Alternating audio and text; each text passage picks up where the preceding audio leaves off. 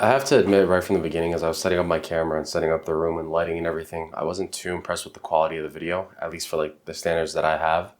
But I think that perfectly aligns with the topic that I want to discuss today. Hopefully, the quality is something that I won't be impressed with, or rather, I'm capable of more within 2 to 3 years.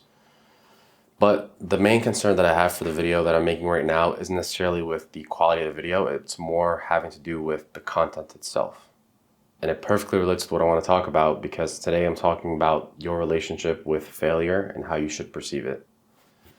So, using me making this video as an example, let's say because of the content that I'm not happy with, I'm also not going to be happy with the quality of the video for my second or third or fourth or fifth video. It's only by my 51st video that I'm happy with the content or the quality of the content. Or let's say even when I post the video, that's when it goes viral and it becomes successful and all that type of stuff.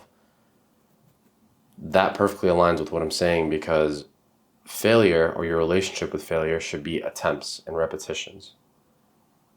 The relationship that I have with this YouTube channel or me making these videos is that I want to get through my 50 bad videos or the 50 videos that I won't be too impressed with or nobody will be impressed with as fast as possible before I get to my 51st video where I will have something that is worth mentioning or something that is impressive. And so let's talk about that topic in general. Failure is not an indicator for you to give up on something. I think the average understanding of failure by our society is that when you try something and you fail, that is your indication that, you've done your part and you now need to walk out on it. Whereas if you have a conversation with anybody that is even remotely successful and you ask them, how did you get to where you are? There are very few people on this planet that will say that they've reached any level of success in any metric or anything they've applied themselves to without failing at least 1,000 times. So what is so special about these people that have failed yet still found success in the end of it? And the answer to that question is the fact that they viewed failure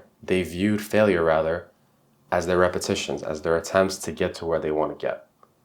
When you start something, the most efficient way that you can approach it in terms of your mindset is recognizing, okay, I know that I'm going to fail in everything that I try in the beginning. But the idea isn't for me to give up or get demotivated. The idea is that I understand and I expect that I'm going to fail. So I want to get through as many failures as I need to get before I find the thing that works. I think it was Thomas Edison that had the quote, what was it? Oh, I didn't fail. I just found 1,000 ways that it didn't work, or something along the lines of that. And that perfectly sums up what your mindset should be when you're trying something. So let's say you are a basketball player and you're starting to play basketball for the first time and you're working on your shot. You're probably going to miss the first time, the second time, the third time, the fourth time, the fifth time. But why is it that you're missing? It's because the way that you're setting up your hands, the positions, and the form that you're using to make the shot is just another variation of how it doesn't work, or it's not the approach that you're using, rather the approach that won't work for you to get the ball into the net. But over time, as you continue to take more attempts, take more trials, work on your form, adjust your feet, adjust your hands, adjust where you're aiming, then you're eventually going to make a shot in. Now you only reach the success of getting that ball in the hoop because you've tried so many times and you finally got it. Whereas now imagine you gave up on the first time you missed and you never got there. Can you imagine the potential loss that you'd have if you just given up from the first time? That's the idea you need to take. So relating this back to me personally, for those of you who don't know me or you're not one of my close friends or family or someone that is watching this video because let's say you saw it on my Instagram, my name is Mohammed. I'm 21 years old. I finished college at 19 to pursue business and entrepreneurship, and my current business that occupies my full time is running a marketing company by the name of Flagship Media. We work with auto brokers to help them get more sales.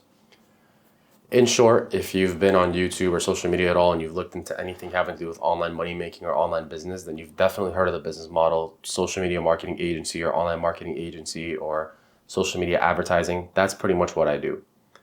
And thank God, alhamdulillah, in 2024, I actually had my first bit of success with this business, even though I started it in 2021. So from 2021 until the beginning of 2024, I didn't really see much success.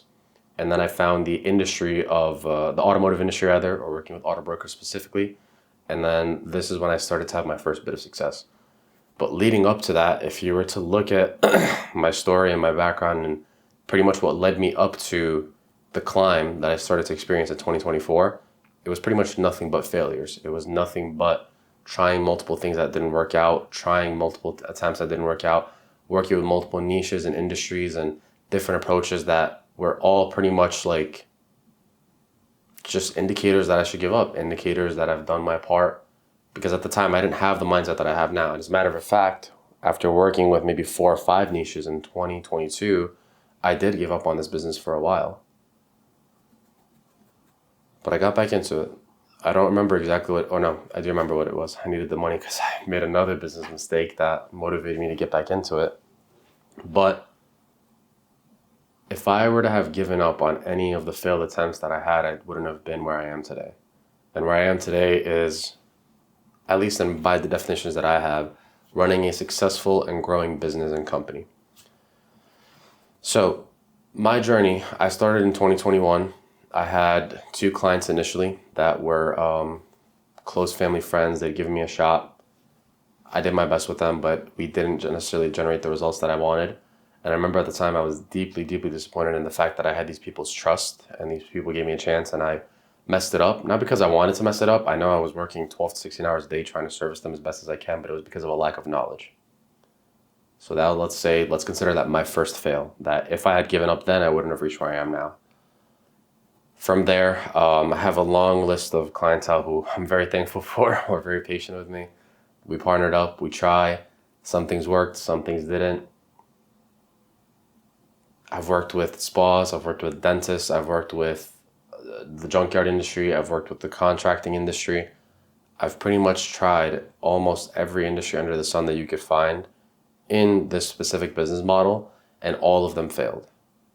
But I didn't give up because I had seen examples of people that tried the same business and made it work. And I thought, they're not much smarter than I am. What is that they have figured out that I don't? That was always my approach in something. If I'd seen an example of somebody being able to do it, that shows you now that it's within the realm of possibility. So the only difference between me and them is that they've figured something out that I just haven't yet. They've cracked the code or they've solved the equation that I just haven't solved yet. And all I need to do is just keep trying until I figure it out or until I get to the point similar to, I guess, where they quote unquote crack the code. So for me, I've kept cracking the code, kept trying to crack the code until I've come across something in the beginning of 2024. But once again, the recurring theme is up until 2024, my attempts in making this business work were nothing but failures. And if I had given up then, I wouldn't have reached where I am now. But it was because unknowingly at the time, I was treating every failed attempt that I had, rather every failure as a rep or as an attempt that got me one step closer to where I am.